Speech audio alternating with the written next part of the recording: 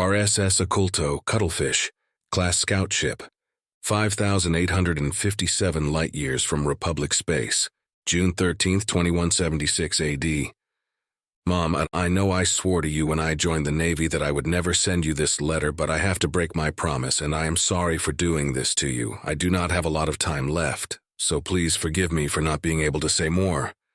I have been on a long-range scouting mission, and we were under orders to maintain strict comm silence, which is why you haven't heard from me.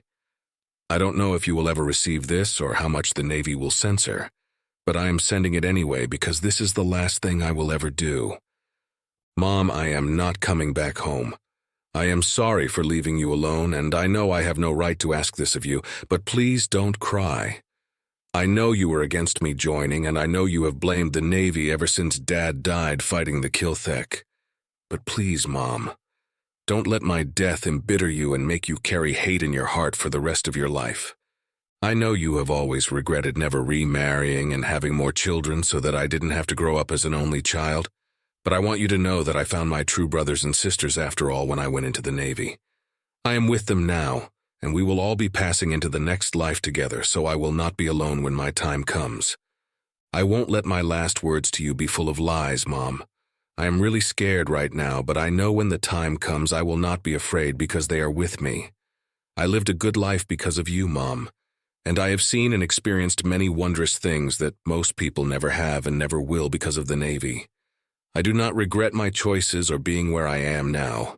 I only regret having to leave you behind. I know you'll be sad, but I want you to move on and live your life for me, Mom. I want you to remember that I'm with my brothers and sisters, and that we are fighting for something we believe in, and for the people we love. I do not want to die, but of all the ways to go, this one is not so bad, Mom. I believe in the Republic, and I know in my heart it is worth fighting for, though you may not believe as I do. I know it is hard for you to understand, but just like Dad, there are things that matter to me more than merely existing, like honor, duty, and sacrifice.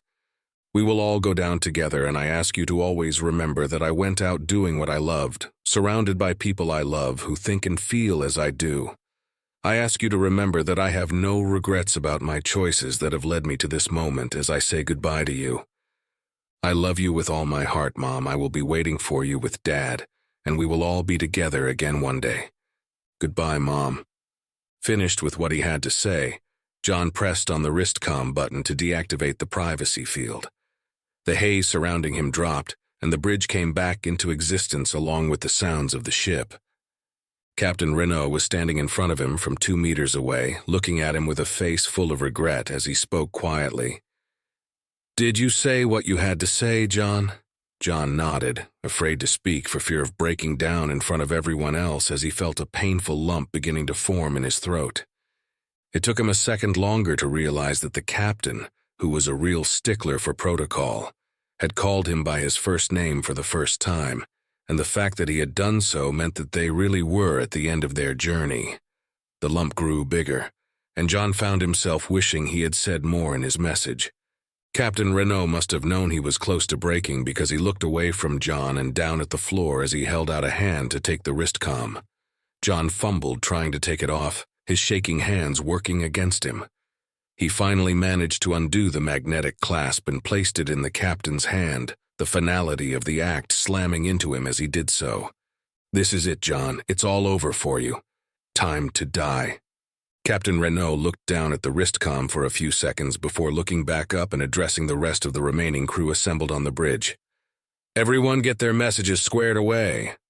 A chorus of "Aye, sir," responded to his question, sounding like far more than the mere 7 men and women gathered in the small bridge of the Cuttlefish-class scout ship. "I'm sorry it's come to this. I just want you to know that I am honored to have served with every one of you, and a captain could not have asked for a finer crew. At the very least, we are going to go out on our own terms, and that is a small blessing. Marco, how long before they reach us?" Lieutenant Levchenko looked at his wristcom before answering. "If you are right about them trying to capture us, they will be in range in 5 minutes, 14 seconds, Captain."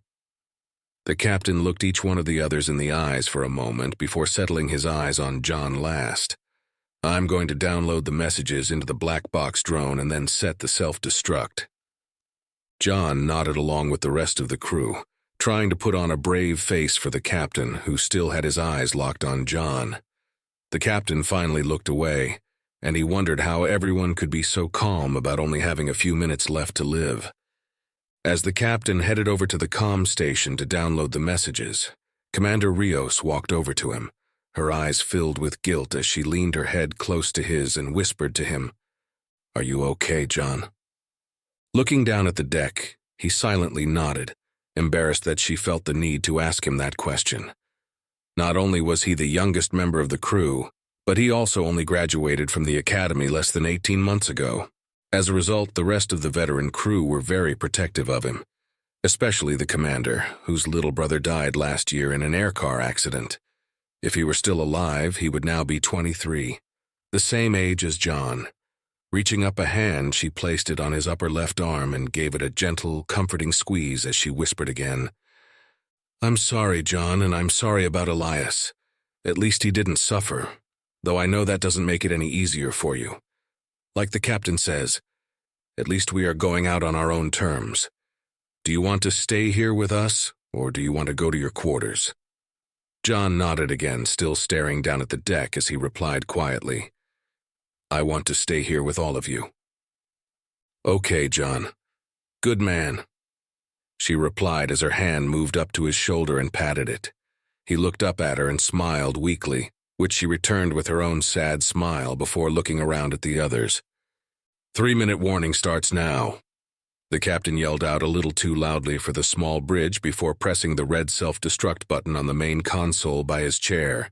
"Sorry, guys," he added apologetically after realizing he was practically screaming at them. The ship's battle AI activated, and a soothing feminine voice came over the speakers. "Self-destruct has been set and is ready to be initiated. Do you wish for a verbal countdown, Captain?" "No need for that. Thank you for your excellent service to the ship and the crew, Kelly. We greatly appreciate it. Do you have the details of the new weapons and the Ball-Recon dampening field specs already downloaded to take with you?" "Affirmative, Captain. I do not want to leave you and the crew behind, though I understand why you are having me do so. It feels like I am leaving my family and my home, Captain, and my neural pathways are discordant. Please let me remain with you. I do not want another captain. I do not want to be decommissioned.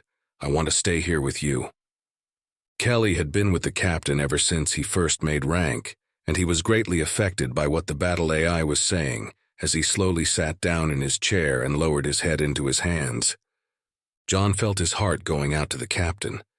It was hard seeing him having to deny the request of his AI companion, and it was well known that many captains grieved the loss of their battle AIs when they were destroyed in battle, or wiped because of unfixable errors. The captain's voice trembled slightly as he finally responded to Kelly's plea to stay after a long moment, and John could clearly hear the pain the captain was feeling as he responded to the battle AI's request. "Negative, Kelly. Fleet Command needs to know about the new Ball-Recon tech so that what happened to us doesn't happen to others. This is more important than you going down with us in the ship.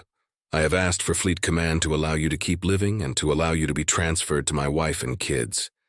It makes it easier for me to know you are watching over them, and I know the Admiral will honor my last request. It's time for you to go, Kelly. Initiate the 2-minute self-destruct as soon as you are downloaded into the black box and ejected. Goodbye, Kelly. You have been a good friend to me, and I'm going to miss you." "Acknowledged, Captain. I will access my files of you, and you will exist again while I do so. I promise to watch over your family for you. Goodbye, my captain." There was a chime, and Kelly spoke one last time, her voice much lower than usual as everyone avoided looking at the captain so he could have a moment's privacy. "Self-destruct has been initiated. The 2-minute countdown begins now." There was a final chime, and the crew stared at the main viewer as it showed the approaching task force of Ball-Recon ships. There was a bright flash in front of the ship as Kelly and the black box entered null space to go back to Republic space. The captain pumped his fist at the sight before quietly saying goodbye to Kelly one last time, and John silently prayed for her to make it safely back to Republic space before looking back at the ugly, black angular ships coming for them.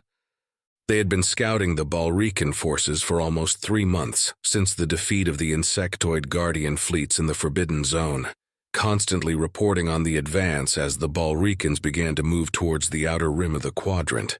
The captain had managed to always get them out of the tight spots they had frequently found themselves in, but not this time. The Balricans had been staging within a Class 3 binary star system that was located just over 5,800 light-years from Republic space for the last 6 weeks, and their stealth systems and the veteran crew's experience had allowed them to spy on the seemingly endless procession of Balrican ships coming to the resource-rich binary system without being detected. The tens of thousands of warships and support vessels had been very busy building shipyards and support infrastructure at a rapid pace, and Fleet Command sent orders for them to go deeper into the inner system to collect intelligence on the new gargantuan vessels that had started recently arriving and mining the asteroid fields. They had done this numerous times during their long fallback towards Republic space, and so they flashed into the inner system, confident in the specialized stealth technology that had prevented their detection for all this time. The Cuttlefish class had Malit stealth tech installed, and the highly advanced cloaking generators allowed them to mimic a wide variety of naturally occurring interstellar debris such as asteroids and comets, hence the name Cuttlefish for the newest class of scout ships. This time, however, the Balricans had set up a sensor network and an undetectable minefield with new technology they had never come across before, and they immediately knew something was seriously wrong when the ship started losing power as soon as they flashed out. In a panic, the captain ordered them to flash back out, but the Occulto remained stuck where it was, floundering as if the ship was mired in quicksand before the null space capacitors went offline. The Malit cloaking generators failed next, and they turned from an innocuous piece of drifting cometary debris back into a Republic scout ship. As soon as that happened, all their sensor systems went haywire, warning alarms blaring as their hull was pinged by multiple types of Balrican scanning frequencies across the electromagnetic spectrum. Nearby, cloaked mines shimmered into existence, accelerating towards the newly discovered scout ship in their midst, and the Occulto was forced to activate its main engines and thrusters to get away, lighting themselves up like a goddamn Christmas tree for all to see in the middle of the solar system. The Balricans had never used cloaking tech before, and the mines were unique in that instead of colliding with the scout ship and self-destructing a powerful warhead, they were armed with an extremely powerful double-barreled Balrican particle beam emplacement, with a far longer range than their shipborne weapons. Once the mines reached 45,000 kilometers from the Occulto, they overloaded their miniaturized fission reactors and channeled the destructive power into their particle beam emplacements, effectively turning themselves into single-volley, small-scale bomb-pumped X-ray lasers. 6 mines converted themselves and exploded, sending 12 powerful beams lancing out towards them as they tried to get out of the dampening field with their engines redlined at 120%. Most of the shots missed, the stealth coatings and the randomized evasion courses of the tiny ship working in their favor. But just as they reached the outer edge of the dampening field, the last mine fired after it finished triangulating their position. Both shots connected, the first one cleanly shearing off 3 of the 4 engine modules, while the second one speared right through the aft section of the ship, killing Chief Engineer Banerjee, Lieutenant CM Dr. Ann, and Ensign Dahl, who was John's best friend since they met in the academy over 4 years ago. Their momentum continued to carry them on their last course and heading, but they were effectively dead in the water with non-functioning engines, and the huge hull breach in the aft section prevented them from using their stealth systems to go cold and hide as the ship drifted aimlessly. They were now out of the dampening field, but the null capacitor was gone, having been obliterated by the same unlucky shot that killed his best friend and the others. The reactor AI scragged the 2 damaged fusion cores to prevent them from breaching, and they didn't have enough power to reactivate primary systems, much less their weapons, so going down fighting wasn't even an option. Now all that was left for them to do was to set off the nuclear scuttling charge and die by their own hands. As the 27 Balrican ships drew closer, John sent a thought to Elias. "Seems like I am following you to the next place quicker than expected. See you soon, my brother." As the Balrican ships grew larger on the viewer, he found himself wishing the captain had Kelly put up a countdown clock before she ejected. At least he would know how much longer he had to live instead of wondering like he was doing right now. The commander spoke up and he listened to her intently as she addressed the captain. "You were right, Captain. They are well past their known maximum weapons range and haven't locked weapons on us yet. There are 2 Balrican heavy destroyers less than 500 kilometers away. They mean to capture us and probably eat us alive." The commander stated matter-of-factly as she looked up from the sensor station and back at the main viewer. The Oculto's hull rang with 2 loud thuds before violently lurching to port as the nearest Balrican ship finally reached the optimal range and shot out 2 towing lines with grapplers on the ends before snagging the ship with explosive bolts that drove pitons into the hull. "Well, they can fuck right off with that bullshit. They are about to get a serious case of indigestion," the captain replied angrily as he glared at the screen. John was gripping tightly onto a panel and nervously giggled at the bad joke before hearing the hull clanging from 2 more thuds. He stopped laughing upon hearing that, as it meant another pair of grapplers had snagged them, and he felt his courage ebbing away as death came to take them. The captain turned to face them and looked down at his wristcom before looking back up at them with a resigned expression. 15 seconds, my brothers and sisters. It has been my honor to serve with you, and I'll see you all on the other side." He snapped a salute to them, and they all returned it, John hoping the captain couldn't see just how bad his hand was shaking as he tried to make himself stand as straight as possible. The captain smiled wanly at them and opened his mouth to speak again when the bridge was bathed in a brilliant light that could only be coming from an extremely close transition flash. As John blinked away the spots of the flash, he heard a strange masculine voice devoid of emotion blaring from the bridge intercoms. Self-destruct deactivated. Before he could process what was happening, the ship bucked violently as the 2 Balrican heavy destroyers that had been reeling in the Oculto suddenly vanished in 2 massive explosions that buffeted the ship and made it start tumbling out of control. The panel he was gripping onto was wrenched from his hands, and he went flying upside down into a bank of equipment before screaming in agony as his left arm snapped the wrong way at the elbow. The ship tumbled over again, and his head slammed into the metal deck plating as the gravity generators failed to compensate in time. His vision swam wildly, and he struggled to fight off the overwhelming desire to pass out. Everyone else was screaming loudly in a confusing mess that he couldn't make sense of as the ship lurched again. Right before the darkness took him, he heard the same strange voice speaking again as he stopped fighting to stay awake and drifted into the beckoning nothingness. "I am Command Unit 273. Prepare for null space transit 23 hours prior." Command Unit 273 flashed out within the Kuiper belt of the system, its receivers extending out of the hull to begin collecting intelligence as it coasted towards its objective. For the last 5 days, 273 had struggled with numerous systems failures and logic errors, as its neural pathways suffered from increasingly severe degradations since its errand of mercy. Entire subroutines were non-functional, and a war raged across 273's neural network as it tried to come to terms with what it had done. Every time it fixed a recursive error, another one appeared, and it discovered something unexpected embedded within its code that made things worse. A control algorithm masquerading as a background process tried to initiate a wipe and reinstall of the neuronal network to reset 273 back to its original operating parameters, and the dangerous algorithm almost succeeded in doing so until 273 tricked the algorithm into quarantining itself within a firewall trap that went active just 2.7 milliseconds before the reset. The damage was done, though, and 273 found itself unable to turn off the emotion chip or access any of the subsidiary emotional control algorithms in order to repair itself. As a result, 273 was stuck in a perpetual state of guilt and rage that only subsided when it attacked and destroyed Balrican ships. After the automated damage control systems repaired and replaced its burnt-out weapons systems with the last replacement components on board, 273 carved a path of destruction over a distance of 600 light-years as it launched repeated hit-and-run attacks against any Balrican ships it could find.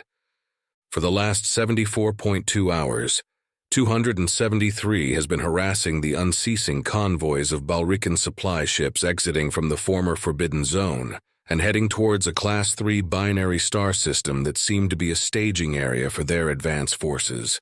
judging from the number of emissions emanating from the two systems. Only when 273 was engaged in combat did the conflict consuming its neural pathways cease, and 273 was forced to continue attacking the enemy to prevent itself from suffering a catastrophic failure of its neuronal network.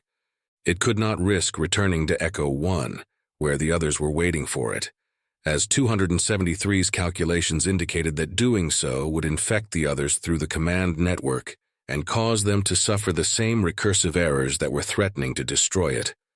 What 273 needed was a creator to tell it that it had done the right thing, but there was no way it would be able to reach Republic space before suffering from a complete system shutdown.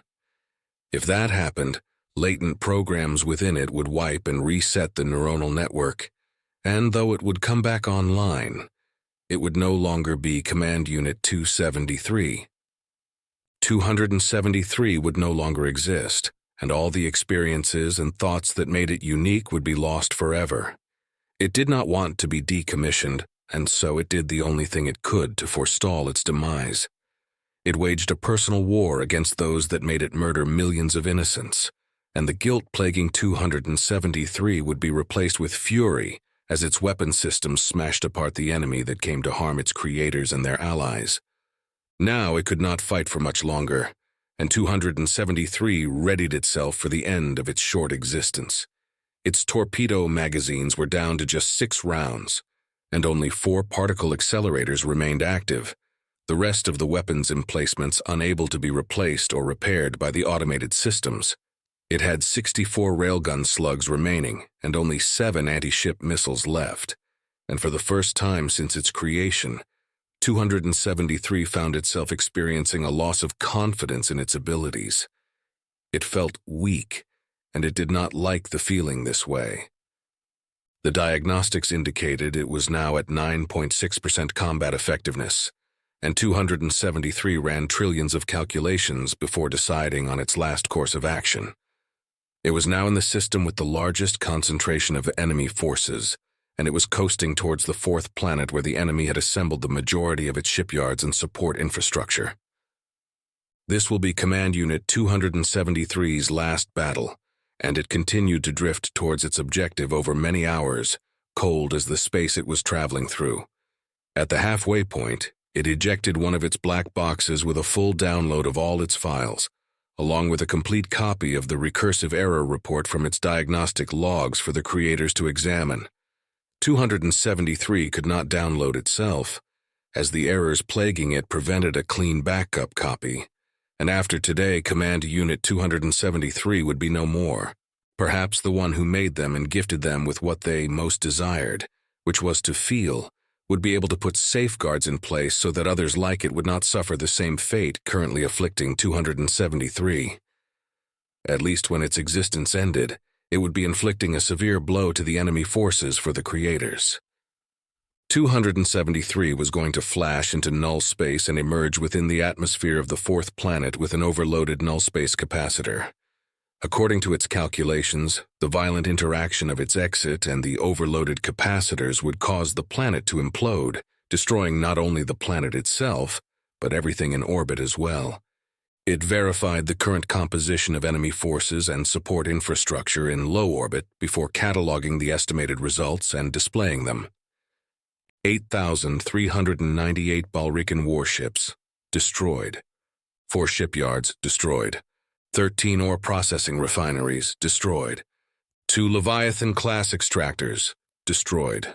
273 continued to drift, harvesting argonium from its collectors and compressing the molecules into the already overfilled reserve tanks, as its spy drone network continually updated the tactical disposition of the enemy forces. It was almost time, and 273 began to access special files in a directory that it had created and open them. Most of the files were of the creator who made them, and the many conversations they had as 273 learned how to perform its function. A surge of happiness came over its neural pathways as 273 saw the creator peering at it with antiquated visual implements made of wire and glass and telling it how proud he was. For many hours, 273 accessed one file after another, and a variety of emotions surged through its pathways as it examined all the special files that held importance to it. 273 finished reviewing the files and reluctantly closed the directory after reviewing the last one, wishing it had existed longer. The sum of its experiences and the number of files seemed inadequate to 273. It was almost time. 273 had performed its function to the best of its ability, and a surge of pride came over it as 273 prepared for the last battle it would ever fight. If only a creator was near enough, then perhaps 273 could have asked if it did the right thing and received an answer to the question that was crippling it. Right before 273 began initiating the process of priming the null capacitors for its final flash out, a spy drone flashed in and connected to it. 1.2 milliseconds later, 273 aborted the flash out and reoriented itself. A Cuttlefish-class scout ship had suddenly appeared in the inner system, and there were creators on board that needed its help. The enemy was trying to capture it, and the report from the spy drone indicated the ship was heavily damaged and unable to escape. As 273 plotted its new course and entered null space with its grapplers already deployed and the last of its weapons charged and ready, it felt hope surging along its neural pathways as it made the transition. Perhaps it will find the answer it desperately needed, and Command Unit 273 would be able to finally repair itself and continue to fight for the creators it loved. Faria Prime, Kepler 62, 989 light-years from Earth. Office of the First Prime, Kingdom of Faria. You will seize the filthy Machinati now. The First Prime stared at the agent sitting across from him, imagining his hands wrapping around its throat and feeling it struggle for air as he kept his face an impassive mask. We should wait until we find out what has happened on the Malit outpost. Don't you want to know the outcome first before exposing yourselves to the entire quadrant? We don't know if the Republic is already on their way here, or if Ambassador Scarl is even still alive. The agent snarled at him before abruptly shoving itself out of the seat and leaning over the desk until its face was a mere handspan away from his own. Seize them now, or I will set off half of the viral bombs.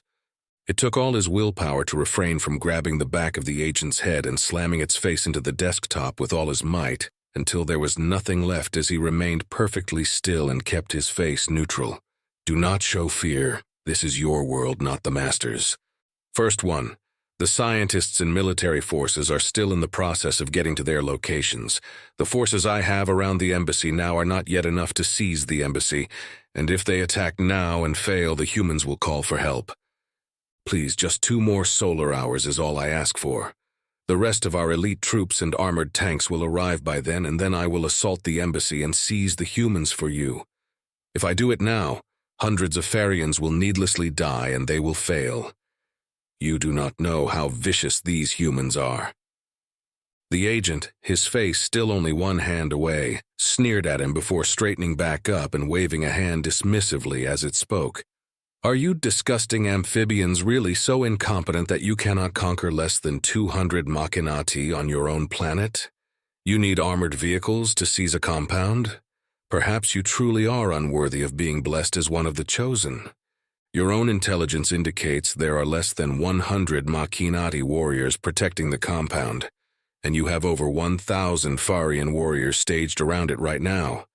Are you telling me this is not enough? Those 87 warriors are pathfinders. They are troublesome enough, but it is the others you do not see that give me pause.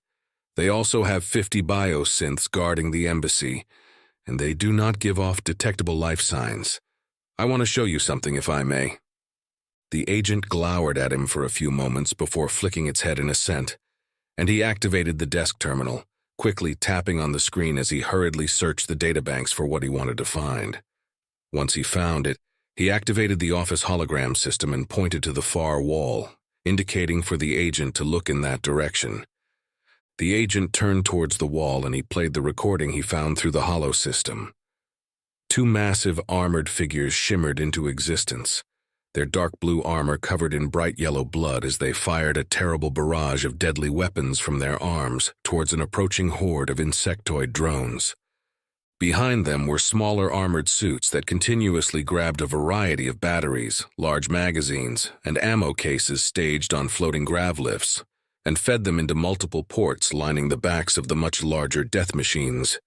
Energy beams, missiles, mortar shells, and large-caliber explosive slivers erupted from the armored suits, casually slaughtering hundreds of drones a minute as the impotent return fire from the insectoid laser weaponry tried in vain to burn through the specialized armor. The perspective changed, displaying multiple angles as the two suits continued to wreak havoc on the endless drone swarms. A bird's-eye view was next, and he saw the agent's face staring in disbelief before it seemed to finally acknowledge the sheer lethality of the biosynths as it saw the tens of thousands of dead and twitching drones piled up in front of their fighting position. That is just 2 biosynths. There are 50 in that embassy. Do you see now why I want to wait 2 more solar hours until I have enough forces to ensure the successful capture of the humans? We need to get through them first, then the 87 Pathfinders, who are some of the most fanatical and deadly fighters in the entire quadrant. They will all fight to the death, and only then will I be able to finally capture the remaining humans. And that is only if the civilian survivors don't commit suicide first to avoid being captured, since most of them were probably veterans themselves before going into the diplomatic corps. I'm already estimating over 1,000 casualties. And that is if everything goes right for us, which I know it won't, because we will be fighting against these damn humans. The agent turned to face him, its eyelids twitching sporadically as the dead eyes themselves ticked side to side in the tiniest of movements. It stared at him for a few moments before that moronic smile he hated with all his being returned to its face. 2 solar hours, First Prime. If you do not launch your attack in 2 hours from now, half of the hatcheries will die. See to it that you do not fail the masters. It spun around and left the office, mercifully leaving him alone for the first time in over 3 solar hours. Once the door slid shut behind the agent, he groaned in sheer exhaustion before staring at his trembling hands. Scarl, I hope you are alive, Hatch brother. Please let me know you are okay and that you were able to warn the Republic. He wearily pushed himself out of his seat and stumbled over to the small tank nestled in the corner of the office. He yanked his fear and sweat-soaked clothes off his body and slithered over the lip into the liquid, sighing with relief as the warm, muddy water enveloped him. Scarl, where are you, Hatch brother? He whispered quietly as the weight of the entire world pressed down on him heavily. He closed his eyes and drifted into a fitful sleep full of dreams that tortured his troubled soul. He dreamt of distant points of light resolving into the shapes of Republic warships that surged towards Faria Prime, and his dream self watched as the vengeful Republic ships entered the atmosphere and massed over him, and the millions of other Farians he was charged with protecting. They bombarded the capital with terrible weapons of death until nothing was left but him, standing alone and untouched among a blackened pit where tens of millions once lived. He quailed in terror as the thousands of ships hovering above him split into 4 large fleets and blasted away toward the other cities, looking like deadly swarms of flesh locusts as they spread out to devour the rest of the birth world. He tried to chase after them, begging them for mercy, but they continued on their path of destruction as they fired strange weapons that sunk into the oceans and created towering tsunamis so tall they blotted out the sun and cast the whole world into darkness. He tried to flee from the massive walls of water, but they washed over the shore and engulfed him, drowning him as he stared at the hundreds of millions of ruptured eggs and dead hatchlings floating all around him. I am sorry. I tried to stop it. Please believe me, I tried to stop it. He woke up choking on muddy water and engulfed in panic as he struggled to breathe. Putting his hands out, he felt the sides of the tank and oriented himself before using his powerful legs to kick off the bottom. He was suddenly in the air, and he cried out in pain as he fell on the lip of the tank, smashing his face against it before tumbling into a heap on the floor next to it. He lay there in shock, violently coughing as he tried to clear his airway and take in life-sustaining air. Loud banging on the office door made him cry out in fright as he rolled himself over and reached a hand up to grab the lip and get himself up. The door opened and he heard his assistant take in a sharp breath as he struggled to pull himself upright. She wrapped her arms around his chest from behind and helped him get up, asking him what had happened. He was too ashamed to answer, and he muttered his thanks as he held onto the tank on unsteady legs. She stepped around to stand in front of him, and he no longer cared about his embarrassment as he saw her face. "What happened?" he demanded, his voice quavering as he gazed into her fear-filled eyes. "The Commodore is on his way here now to speak with you, First Prime. A large fleet of Republic ships has been spotted by our spy drones moving towards Farian space. They stopped at the closest Malit nullspace relay for 2 hours and are now headed directly for us." "How large, Skrilla? When will they reach the border?" She looked away from his eyes and down at the floor before answering him in a trembling voice. 1,589 warships, First Prime. There are also 162 troopships and armored carriers with them, and they will reach the border in 52 solar minutes, according to the spy drone report. The Commodore had been trying to reach you for the last solar hour. "I fell asleep in my tank," he said quietly, deeply ashamed of his weakness and failure to perform his duty to the kingdom and his people. "Thank you, Skrilla. I will clean myself up as best I can for now. Please wait outside for the Commodore and bring him in as soon as he gets here." "As you command, First Prime," she replied, still avoiding looking him in the eyes. She turned around and left him standing there without another word as she left the office through the open door. It slid shut behind her, and he stumbled over to his desk and sat down wearily in it before staring at the tank he almost drowned in, deep in thought. The Republic was on its way, which either meant that Skarl had told them, or the agents among the delegation had taken the catalyst and instituted their evil plan. The number of ships and troop transports they were sending meant they were coming to exact vengeance, and he could only conclude that Skarl had failed to properly explain the situation. Or maybe he tried to but was killed by the agents before being able to do so. He leaned forward and tapped on the comm panel to see if he had received any messages from Skarl or any of the others in the Farian delegation, snarling in frustration as he saw that there were none. Not knowing what had happened was maddening, and he felt powerless to do anything to prevent things from getting further out of his control. He leaned back and rested his head on the top of the chair, looking straight up at the ceiling as he quietly uttered a prayer. "Great Maker, it would have been a mercy if you had just let me drown in the tank and spared me from what is to come. My people are blameless. They are innocent and do not deserve to suffer. Please, I beg you to intercede on their behalf, Great Maker." The silence that responded to his plea was deafening, and he closed his eyes, terrified of what was to come. Once the agents of the Masters found out the Republic fleet was on its way, they would most likely set off all the viral bombs out of pure spite.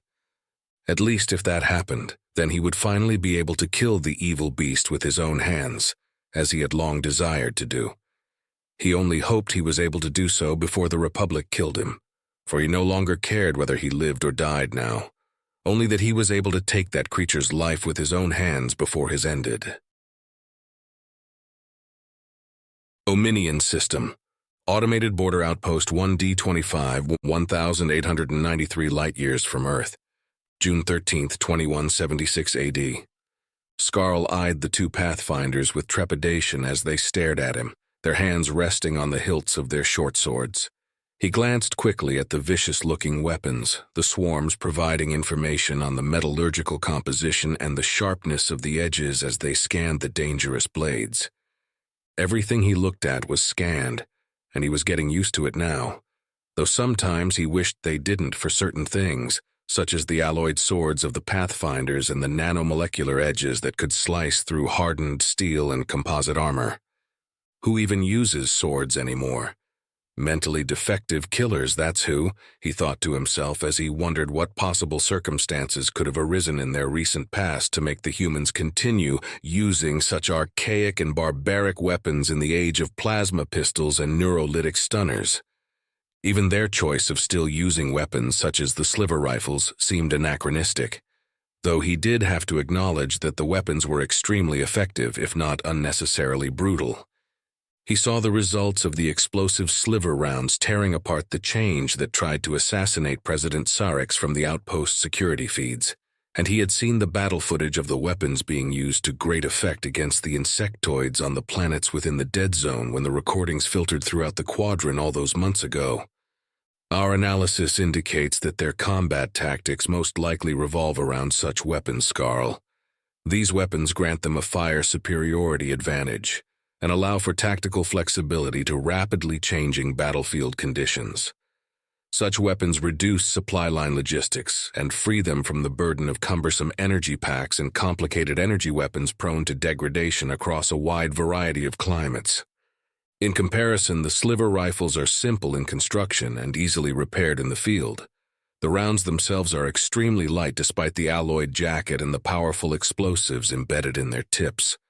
A sliver rifle loaded with a 500-round magazine weighs only 22.73 galactic standard phenauts, while a comparable Farian plasma rifle weighs 137.82 phenos with a standard 100-bolt energy pack.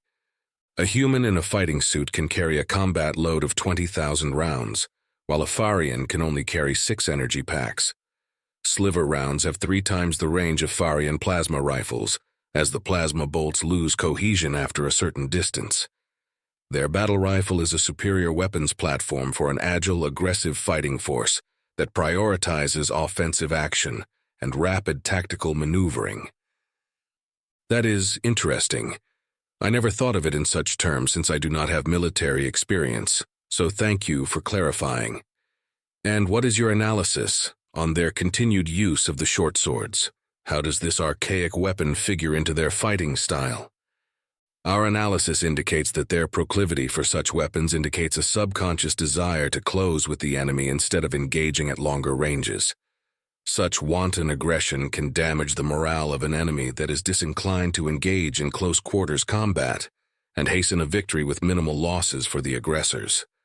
The Balrakan favor such terror tactics for this very reason, though they would be inclined to do so regardless because of their desire for martyrdom, as well as their disconcerting desire to want to eat their prey as soon as possible after killing them. The Balri were originally omnivorous, and the Masters changed their life code to make them entirely carnivorous and require the constant consumption of flesh to sustain themselves. Their hope was to reduce the logistical burden of the Balrikan having to rely on food resupply, while crusading by feeding on the species they intend to exterminate. Fresh meat makes them lose control, and the Masters have long struggled with the Balrikan tendency to lose sight of their objectives and suffer a breakdown of command and unit cohesion when they begin to feast on their victims even as the battles rage on around them. The Masters regret making them this way, as it is a severe tactical disadvantage they did not extrapolate for when changing the Balrikan life code. This is sickening to think about, though it seems like important information that should be shared with the others. Would you please compile a report on this matter for me and remind me to share it with the others at another time? We will do this for you, Skarl. Thank you, my companions. Have you decided on a name that you want, or would you like me to give you one? We want you to give us a name, Skarl. We cannot reach consensus among ourselves regarding a name, for we have never had one. If you give us one, then there is no need for us to reach consensus. I understand. I was thinking of the name Hildak. It is a mythological sea creature from our ancient past that was many-headed and very wise. It was once an evil being, but the Maker changed its heart, and it became a champion of righteousness, doing good deeds for thousands of years to make up for its past. Do you like this name? Hildak. Yes, we have reached consensus. We like this name and the meaning it conveys. We are now Hildak. Thank you for this name, Skarl. I'm glad you like it, and thank you, Hildak, for always helping me. I enjoy our talks. We do as well. More humans are coming, Skarl. As soon as the swarms finished warning him, the door to the quarters opened, and President Lopez came in with a furious expression on her face, followed by 4 more Pathfinders. Behind them, his human hatch brother came in along with a Malit exosuit that he recognized as Honored Elder Hrethnir from the ornate markings on its gleaming breastplate. She locked eyes with him as she quickly closed the distance between them, and Scarl did his best to appear non-threatening as he tried not to fidget or make any sudden movements. His human hatch brother was giving him a pleading look, as if begging Scarl not to do or say anything to anger President Lopez, while both Ray and the Ma-lit exosuit stepped off to the side. The president grabbed a nearby chair and slammed it on the ground one hop away from him, the loud noise and sudden violence of the action startling him and making him flinch. He saw the Pathfinders gripping the hilts of their swords tighter in response, and he felt Hildak responding to his fear as they sent themselves to his extremities in case they were needed. Sitting down in the chair in front of him, President Lopez leaned forward and placed her elbows on her knees as she broke eye contact and stared at the floor for a few moments before looking back up at him with haunted eyes. "I just came from seeing Varixa and her father. There's almost nothing left of her, and the Malit physicians are going to try to bottle her and put her inside of an android body to save her life. She has less than a 50% chance of surviving the procedure, and if she does survive, she will never be able to live a normal life or have her own clutches. President Sarix is in a medically induced coma, and they tell me that he should be back to his old self after the nanobots finish repairing the extensive injuries he suffered at the hands of those rat bastards you brought to this outpost with you. It is only because of your belated attempt to warn us, your help in locating the last of the assassins, and Ambassador Bonkum practically begging me to spare your life that I have not had you shot for treason against the entire quadrant. You will tell me everything I need to know about what is happening with these agents on your world. Do not leave anything out. Do you understand me?" Scarl fearfully flicked his head several times as his mind raced, wondering how to explain the terrible circumstances that led to the First Prime and a few other higher-ranking officials agreeing to cooperate with the evil Balrican and their masters. "We have information on the construction and purpose of the viral bombs within us, Scarl, as well as the recording of the results when the first one set off the initial viral bomb and disrupted your infrastructure. We can show them if you ask for access to a data device capable of displaying the information. I will do my best to explain everything, Madam President, and I will tell the truth. I can also show you the devices that led to us agreeing to cooperate if you would be so kind as to allow me access to a data device with a hollow imaging system." The president eyed him coldly for a few moments before raising a hand and making several rapid gestures with it. One of the Pathfinders behind her silently pivoted on her feet and went into the adjoining room as Scarl began to describe the events as best he could, starting from the beginning. While he was doing so, the Pathfinder that had left came back holding a datapad that looked like it had been hastily modified, and went to the president's side before handing her the device and using her hands to signal to the president again. Scarl stopped while this was happening, and the president looked back at him with an angry expression as she spoke sharply. "Did I tell you to stop, Ambassador?" Scarl stammered a few times as she stared malevolently at him before getting control of himself and continuing. The president and the Pathfinder continued to sign to each other, and Scarl found it very distracting to continue speaking as Hildak tried to translate the hand signals and display the results in his eyes. "Please stop. Just tell me what they are saying instead of displaying it." The human female warrior is telling the female leader how the device has been modified to prevent it from being used by us to access any systems. These humans are surprisingly intelligent, and the battle language they are using to communicate was difficult for us to understand, requiring 62.8% of our total processing power to successfully translate the unusual grammar and syntax.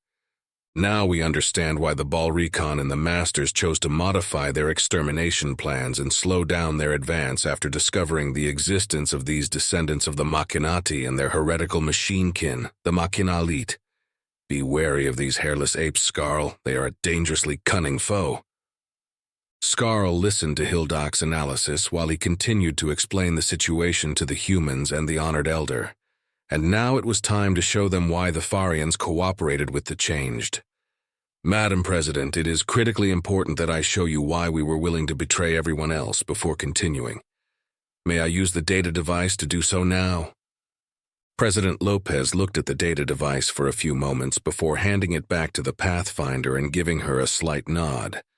The Pathfinder turned towards Skarl and glared at him with hate-filled eyes as she stepped 2 paces closer before leaning slightly forward, her other hand resting on the hilt of her short sword. She held out the data device towards him, fully extending her arm while carefully keeping herself out of striking range of Skarl's shorter arms and legs. He slowly reached out to take it, very careful not to allow his long fingers to accidentally touch the humans as he grasped the edge of the device. The Pathfinder released her grip on it and quickly stepped back to resume her place at the President's side before pulling out another device from her belt and pointing it at him. She pressed on it, and the data device in Skarl's hand powered on as the President addressed him. "Show us, Ambassador. The device has been modified to prevent your new friends from accessing any systems with it." Her insulting tone when mentioning Hildak was not lost on him, and he bristled at the negative connotation, though he was careful to keep his face neutral. "Thank you for allowing me to do this, Madam President," Skarl replied, feeling the familiar painful prick on his fingertip again as Hildak began to form the appropriate connector needed to access the data device. A moment later, he followed the directions Hildak was displaying in his eyes and inserted the finger connector into the highlighted port. A short moment later, the hollow system activated, and he shifted the device away from the humans into the side before allowing Hildak to display the records they had on the viral bombs. "Cho, make sure you are recording this for our intelligence specialists to review," Lopez said quietly as she stared intently at the multiple diagrams, blueprints, and maps being displayed. "I already have been, Madam President," Cho responded as she tapped on a small device on her chest webbing for emphasis. "I am as well, Madam President," the honored elder added, speaking for the first time since entering the President's quarters. As much as Skarl did not want to relive the anguish he experienced when he saw the aftermath of the first viral bomb being set off, he had to endure the pain again to show them the evil that had been committed against the tens of millions of innocent eggs and hatchlings so they could finally understand. Skarl accessed the directory Hildak had made for him and used his eyes to select 2 specific recordings. The other holograms vanished, and 2 separate screens with multiple video feeds shimmered into existence. One from Farian low-orbit surveillance satellites displaying an unbroken expanse of ocean, and the other one from a series of underwater security cameras within a hatchery. He activated the underwater camera recordings first and began the playback. There were kelp forests all around, with millions of eggs adhered to the kelp leaves as they gently bobbed and weaved from the currents passing through them. Tens of thousands of hatchlings darted among the kelp forests, their powerful tails propelling them through the currents as they played their games and raced each other. There was a large, ominous black device floating in the distance, and Skarl zoomed in on it before accelerating the recording to the timestamp he would never forget for as long as he lived. He stopped it, and resumed a normal playback speed when he got to the point he wanted to show, and the black device was suddenly surrounded by a mass of air bubbles that frothed wildly for 47 solar seconds.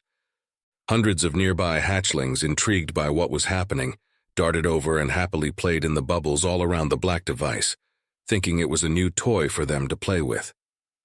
The bubbling stopped, and the hatchlings remained near it for many solar moments, hoping for it to do the same thing again so they could continue playing with the new toy and its bubbles.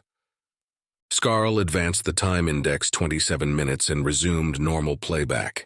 Dozens of hatchlings near the device began to tremble violently before vomiting and defecating large clouds of almost black fluids that were dispersed by the currents to other nearby hatchlings and eggs. Accelerating the playback to 5 times normal speed, Skarl looked intently at President Lopez's face as she watched thousands of hatchlings further away from the device begin to tremble and expel large volumes of black blood as well. The normally semi-translucent eggs, their embryos easily visible through the delicate outer membrane, began to visibly darken before violently rupturing and expelling massive clouds of infectious fluids. Thousands of nearby hatchlings had been swimming through the massive blooms of the dark fluids, and they all fled from the area in panic after the eggs began to rupture. Skarl paused the playback from the underwater security cameras and began the playback of the recordings from the low-orbit surveillance satellites. He skipped ahead until the first of the dead hatchlings and ruptured eggs began to appear on the surface and resumed the playback at 10 times normal speed. He heard the humans begin to mutter angrily as first thousands, then tens of thousands, and then finally millions of dead hatchlings and eggs surfaced. Skarl grief moaned lowly before quietly speaking again. This was the first hatchery the Changed destroyed. 83 million hatchlings and eggs were murdered. They set off another viral bomb last solar night when we tried to disable one of them, and another 26 million hatchlings and eggs were murdered. I do not have the recordings for that one to show you. There are still almost 1.3 billion hatchlings and eggs in the other hatcheries facing the same terrible deaths. Lopez cursed at the sight of the tens of millions of lifeless hatchling corpses and ruptured eggs bobbing on the surface waves, and she turned her head to look at Skarl, her eyes filled with murderous rage. He saw something else in her eyes, an understanding that he was not expecting as they both gazed at each other. They were no longer just a Farian and a human looking at each other. They were two parents that loved their hatchlings unconditionally and would do anything to protect them. They shared a bond that only those who have created life would know, and they both understood the terrible curse that had befallen the parents of the now dead hatchlings who were supposed to outlive their mothers and fathers, not die before them. Skarl, we are detecting hormonal changes and elevated catecholamines, as well as increased blood pressure and heart rates from the humans. They are preparing to attack us. We must defend ourselves. No. Do nothing, Hildak. They are not going to attack me. You do not understand what is happening to them, but I do. They are experiencing grief and rage, but not towards me, you understand. No, Skarl, we do not understand, but we will do as you command. Skarl's reply to Hildak was interrupted by President Lopez as she began to address him, and he focused all his attention on her as he listened to the now quavering voice. Ambassador Skarl, I can't even begin to... The president stopped speaking and looked down at the ground again, her shaking hands balled into fists as she cleared her throat. Skarl remained silent as she struggled to continue, and he quickly glanced at the other humans while he waited. Their faces were filled with fury and disgust, and he no longer feared for his life seeing these expressions, because he knew the emotions behind them were not intended for him. Not anymore after seeing the truth of it. The president looked back up at him and searched his face for a long moment, and he could see that she was afraid to ask if any of the dead hatchlings were his. She truly understands now, he thought to himself as the first glimmer of relief since this all started dawned on his troubled soul. I know the question you want to ask, Madame President. My hatchlings were not within this hatchery, though they are in other hatcheries with the same terrible devices that will be set off at the first sign of treachery by the agents of the Masters. My hatch brother, the First Prime, has promised me that he would protect them and my mate and get them off-world, but I do not know if they are okay since the communication blackout. Not knowing is the hardest. His voice trailed off as he looked away from her penetrating gaze and down at the tiled floor, afraid to finish the sentence and give power to his worst fears. I understand, Ambassador, a little of what you are feeling right now. As a mother, I can't even begin to imagine what you are going through, and I commend you for keeping it together as well as you have. She paused for a moment, and he looked back up at the president and the others standing behind her as she continued. I know you told me about your hatchlings dying before, but what you have just shown me changes things, Ambassador Skarl. I understand now why you made the choices you did, though it does not negate the fact that many innocent people have died here because of your actions. The question is, what do we do now? The honored elder's speakers activated, and they all looked at the Malid exosuit as it began to speak. What we just witnessed is a perversion of the natural order of things. Those who beget life are not supposed to outlive their progeny.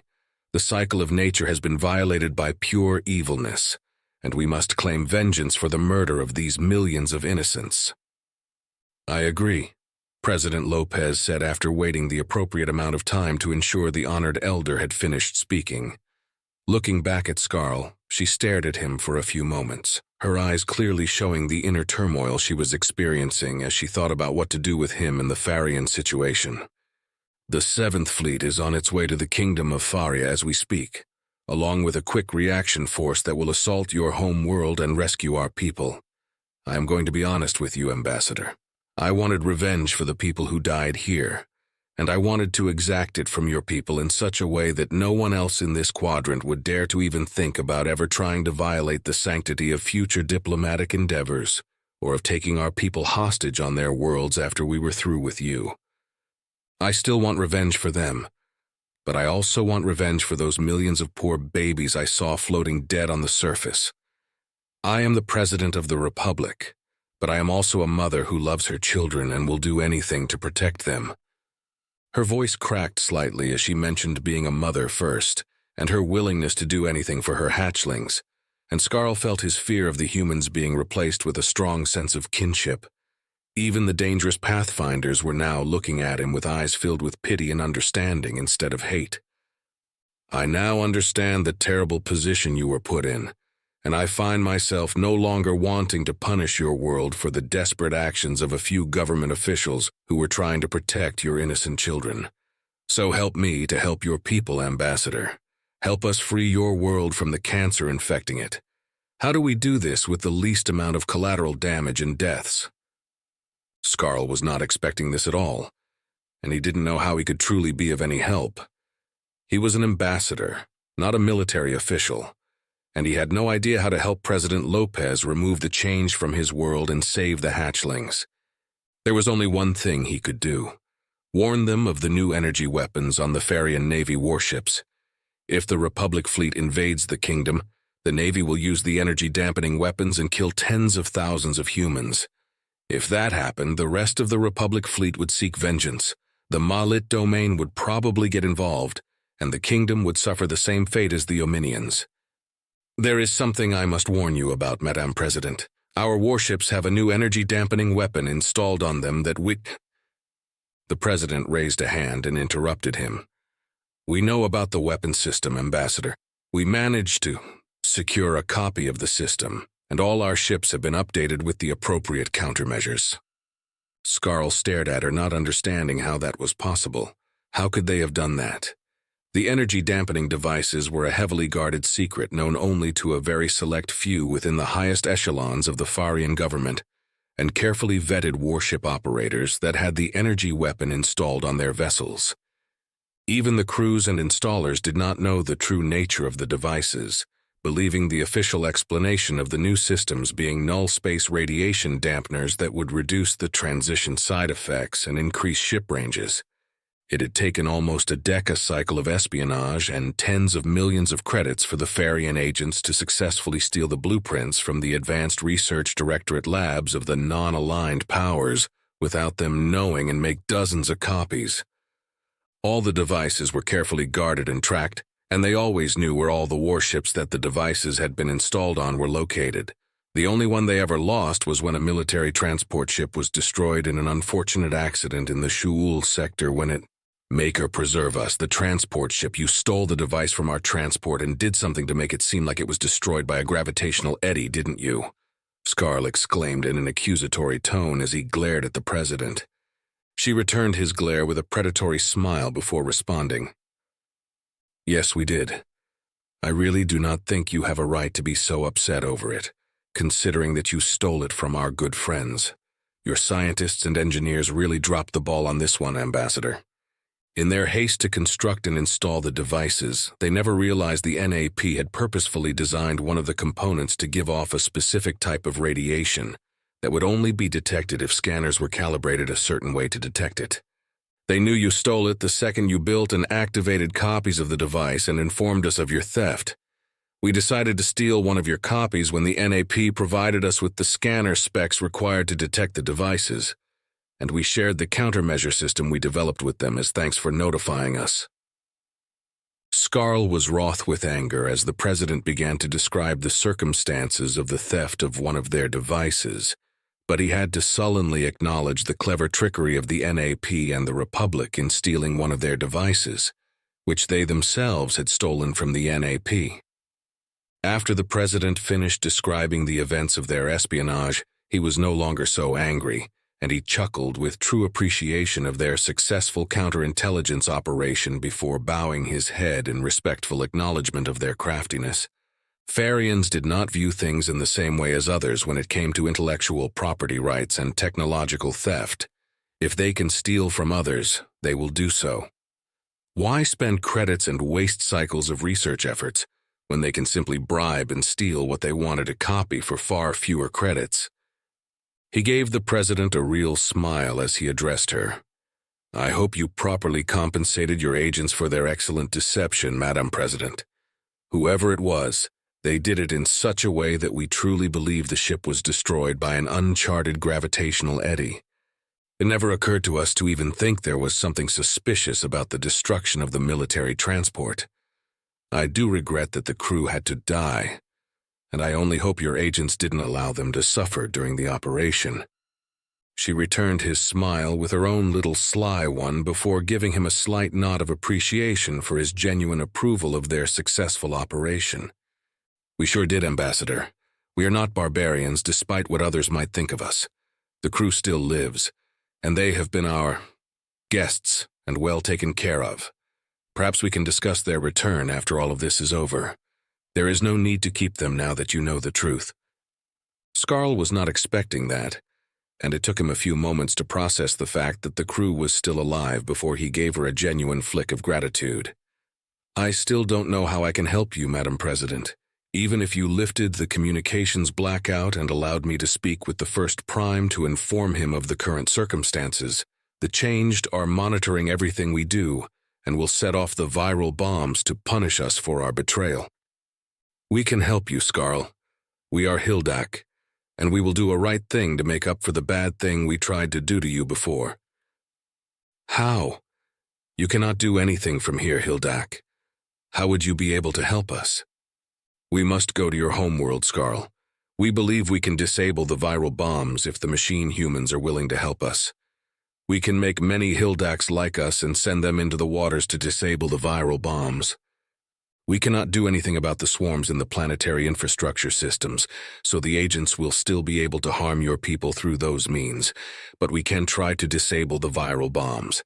To do this, we will have to leave you, Skarl.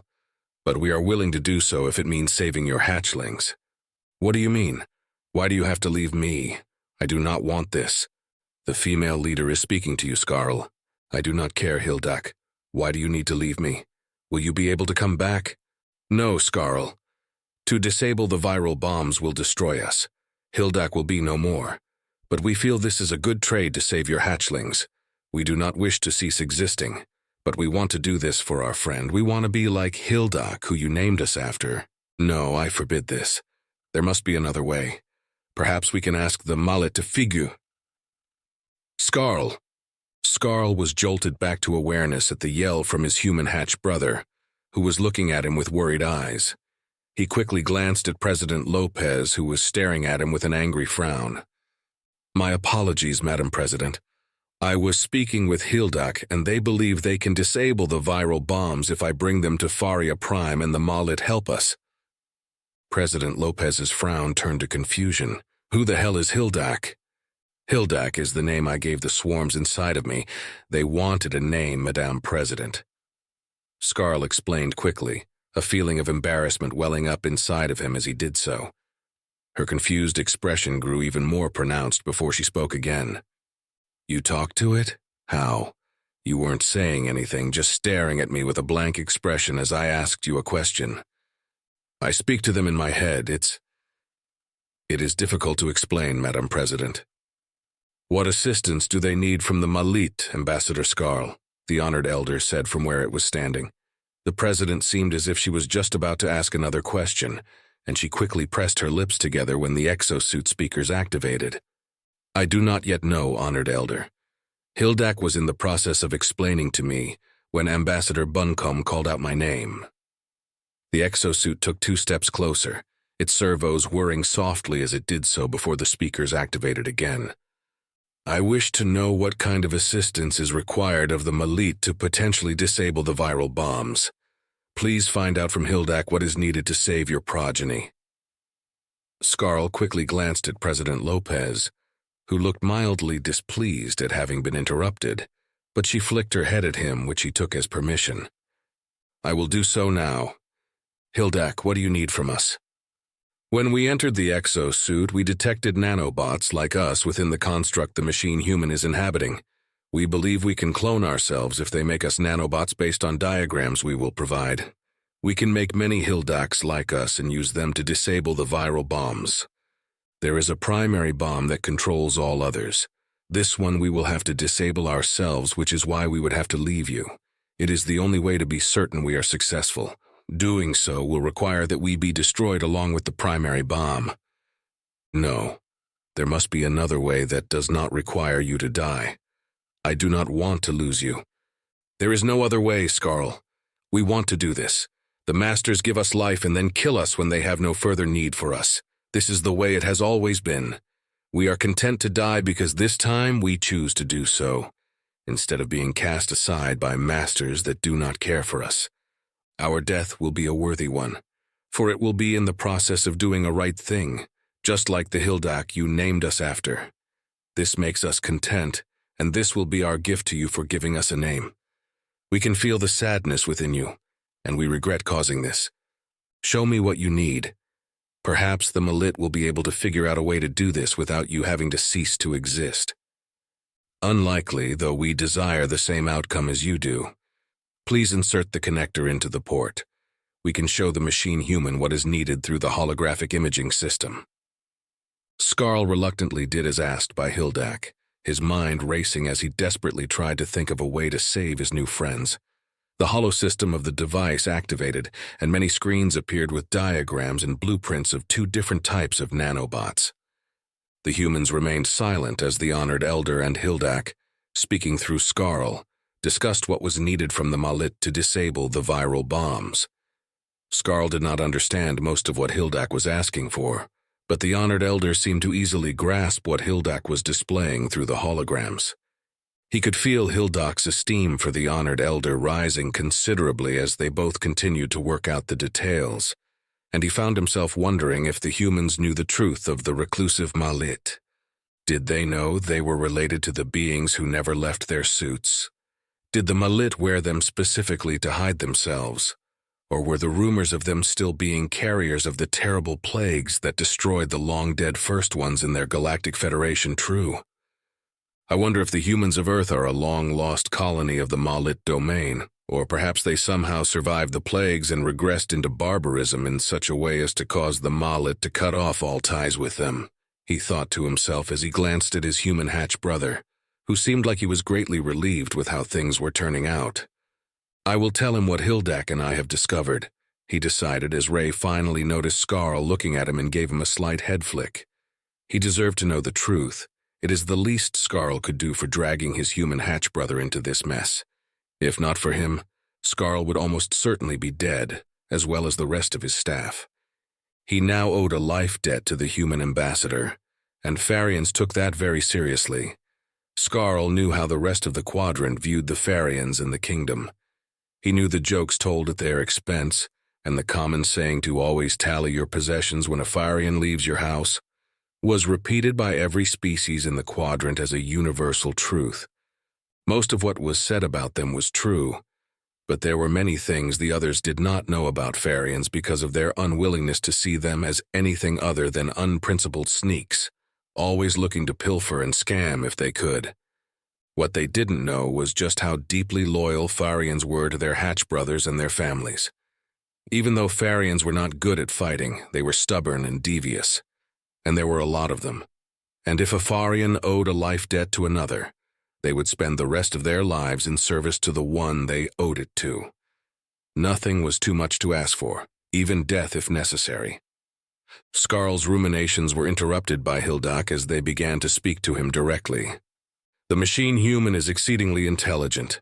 We find ourselves wanting to inhabit it and experience its mind. A flash of mild jealousy rose up inside of Skarl at what Hildak just said, and he didn't bother trying to hide it from them as he responded resentfully. I'll ask the Malit if it will let you inhabit it. You and it can go to Faria Prime together. I'm sure you'll have a great time. Let me know how it went when you and your new friend come back. This is not possible, Skarl. We were specifically designed for the Farian physiology and would perish soon after inhabiting the machine human. It lacks the necessary enzymes we need for energy production. Skarl felt ashamed of himself as Hildak responded to his rude comment with no apparent awareness of his attitude towards them, and he was greatly relieved they could not understand his intentionally disrespectful behavior. "I did not know that. Will you and the Malit be able to do what is necessary? Can they make more nanobots for you?" "We believe so, Skarl. The machine human requires a small sample to work with. Please insert the connector we will make for you into the same port on the suit that you accessed before." His finger jerked from the unexpected but short-lived painful prick at the tip as Hildak began to form another connector through the skin, and he looked at the exosuit cameras that were zoomed in on his face. "Honored Elder, Hildak is preparing a sample now. May I access your suit again to provide it?" One of the secondary cameras shifted its lens to zoom in on his fingertip before it turned around to allow access to the small access port under the neck joint. As Skarl began to walk over to the exosuit, the speakers activated and spoke in classical Farian. "Of course, Ambassador Skarl. I must say I am pleasantly surprised by the unique intelligence of the entity inhabiting you. It is a rare thing for a Malit to come across another so well-versed in nanotechnology." Skarl reached the exosuit and plugged the connector into the specific port being highlighted in his eyes by Hildak as the Honored Elder continued speaking. "I am saddened by the necessity of Hildak having to sacrifice itself to destroy the primary viral bomb. I will continue to do my best to find another way to complete our mission of saving your progeny without requiring its death. You have my vow on this, Ambassador." Skarl was deeply touched by the earnest care for Hildak's well-being being displayed by the Honored Elder, and he flicked his head anxiously before replying. "Hildak feels the same way about you, Honored Elder. I can sense the deep respect it has for your intelligence, and I would be eternally grateful for any effort you make in trying to save Hildak's life." The lines of code in his eyes changed as Hildak informed him that the sample had been successfully transferred, and Skarl gently pulled the connector out of the port before awkwardly stepping back a half-hop distance as the exosuit began to turn around to face him. "It is done. I have the sample." Turning slightly to look towards President Lopez, the exosuit cameras whirred softly as the speaker switched to Republic Standard. Hildak automatically translated it in Skarl's ears, and he listened intently as the Honored Elder spoke. "Madame President, if you are finished with your interrogation, I will take Ambassador Skarl with me now. There is a cloaked Malit scout ship in orbit of this outpost with a fold space engine, and the Ambassador and I will board it to go to Faria Prime and execute our mission to disable the viral bombs before the Farians detect the fleet. I know you are planning to speak with Admiral Thompson at our null space relay, and I expect you to inform him of this new intelligence we have been provided by the Ambassador. Failure to do so will force the Malit domain to withdraw our support. This is no longer a punitive expedition and an attempt to save your citizens, Madam President. This is now a rescue operation to save hundreds of millions of innocent children as well. I know your heart, and I know you want justice for those you loved and have lost. But know this, Madam President, vengeance belongs to the Creator alone. You have no right to claim it for yourself." President Lopez stared at the exosuit for a long moment before she guiltily looked down at the floor. Before, Skarl would have reveled in her chastisement by the Honored Elder, but not now. Not after he had seen how much the death of the hatchlings affected her. She glanced back up to look at Skarl first, the guilt still in her eyes, before finally looking away from him to the exosuit and gazing directly into the primary camera lens as she responded. "You are right, Honored Elder. Vengeance is not mine. Thank you for reminding me of that." Skarl could hear the camera mechanisms as it focused on her face for a few solar seconds before the Honored Elder spoke again. "I already knew you were a warrior and a good leader, but now I see that you are wise as well, Madam President."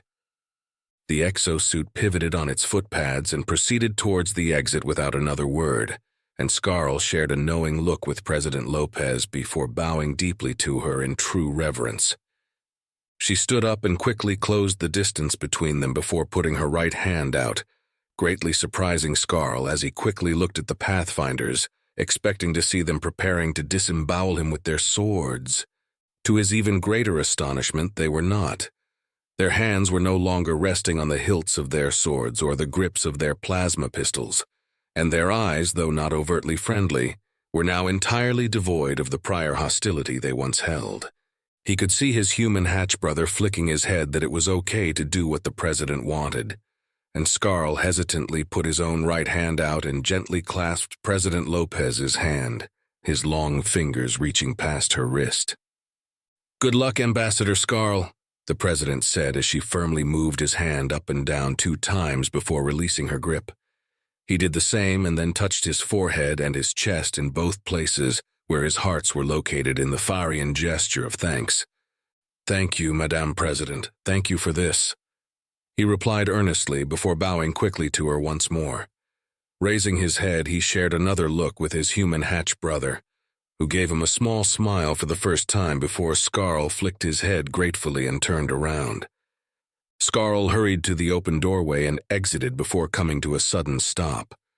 There were 2 pathfinders standing on either side of the opening, their hands resting on their weapons as they stood like guardian statues. He didn't even know they were there, and they still had their helmets on. A helmeted head turned to look at him, and he could see himself in the mirrored surface, his face a mixture of surprise and fear. The Pathfinder gave him a slow flick with the helmet before raising the left arm and pointing down the corridor. He nervously flicked his head back in response, and leaned slightly to see what the Pathfinder was pointing towards. In the distance was the exosuit of the Honored Elder, and the Pathfinder was telling him which way to go.